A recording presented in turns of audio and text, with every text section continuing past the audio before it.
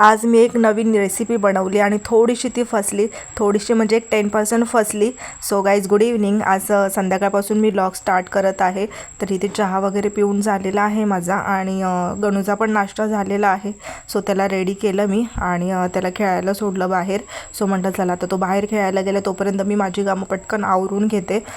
So मग आणि स्वयंपाक पण होता. स्वयंपाक जास्त काय नव्हता, भातच लावायचा होता. सो इथे भांडी घासून झाल्याच्या नंतर मी भात लावून घेतला. आज जरा कॅमेऱ्याची पोझिशन ना जरा मी चेंज केलेली आहे. स्टँड नाही आहे माझ्याकडे, घेईन मी थोडे दिवसामध्येच. सो आहे त्यामध्येच मी ॲडजस्ट करून व्लॉग करते. तर प्लीज गाईज मला सपोर्ट करा. माझ्या चॅनलला सबस्क्राईब नक्की करत जा. सो लाईक शेअर आणि कमेंट करत जा.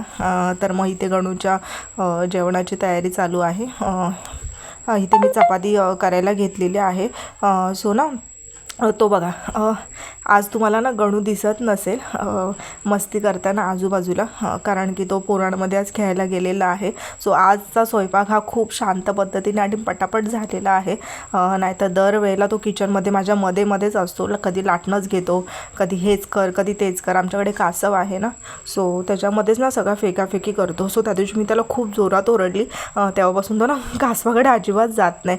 सो फ्रेश वगैरे झाली, दिवाबत्ती केली, छान वाटलं. देन मग बघा इथे मी नवीन रेसिपी ट्राय करायला घेतलेली आहे, ब्रेडचे गुलाबजामुन. चला म्हटलं ट्राय करूया.